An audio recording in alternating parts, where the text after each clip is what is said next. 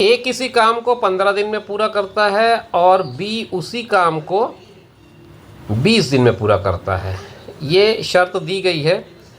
दोनों ने साथ मिलके 6 दिन तक काम किया, फिर ए चला गया।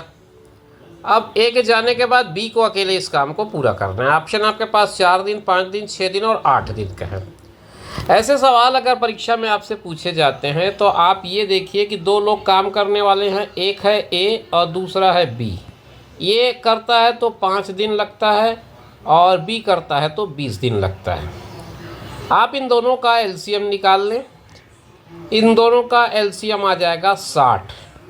मतलब कुल काम को अगर मैं 60 मान लेता हूँ, ए जो है 15 दिन में काम पूरा करता है। अगर मैं ए की बात करूं तो ये 15 दिन में काम पूरा करता है। इसका मतलब एक दिन में वो 4 काम करता है।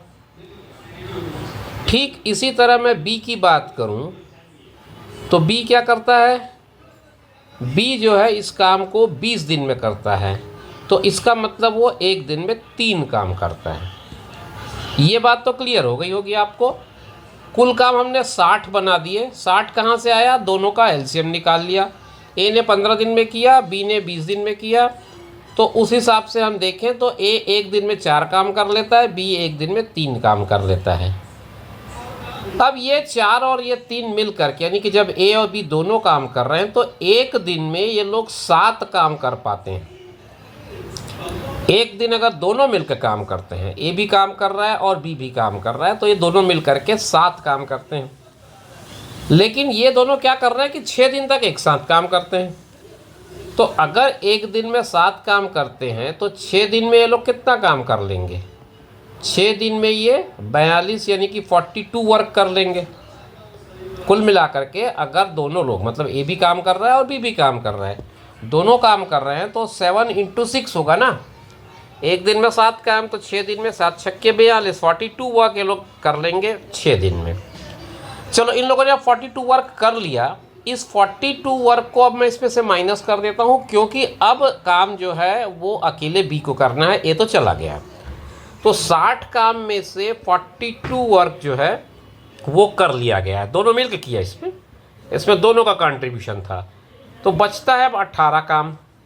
इस 18 काम को करना है अकेले बी को। और बी का क्या है स्पीड, आपने देखा एफिशिएंसी क्या है, बी एक दिन में 3 काम करता है। उससे हमको कराना है 18 काम। एक दिन में वो कर रहा है 3 काम, उससे हमको कराना है 18 काम। तो हम क्या करेंगे, इसको 18 को 3 से भाग दे देंगे, आएगा हमारे पास 6। तो 6 दिन लगेंगे बी को उस काम को पूरा करने में। ऑप्शन सी में आप देख पा रहे होंगे 6 दिन लिखा हुआ है, तो इस लिहाज से देखें तो इसका जो ऑप्शन सी है वो करेक्ट ऑप्शन हो जाएगा। तो इस तरह के सवाल अगर आपको परीक्षा में मिलते हैं, हालांकि एक्सप्लेनेशन का काम था तो मुझे काफ़ी टाइम लगा आपको समझाने में, इतना देर लग गया। अदरवाइज़ ये क्वेश्चन जो है सीधे सीधे बनने वाला क्वेश्चन है। एक 15 दिन में कर रहा है, एक 20 दिन में कर रहा है, दोनों का एलसीएम 60 होता है। तो हम टोटल वर्क को हमने 60 मान लिया। तो एक दिन में एक आदमी जो कर रहा है उसका इफ़िशियंसी होती है 4, दूसरे की इफ़िशियंसी होती है 3, क्योंकि ये एक दिन में 3 काम कर पाता है, एक दिन में 4 काम कर पाता है। दोनों मिलकर काम करते हैं तो 4 और 3 7 काम होता है एक दिन में। अब इस सवाल में उसने कहा है कि 6 दिन तक दोनों ने काम किया, तो आप 6 से मल्टीप्लाई कर लीजिए।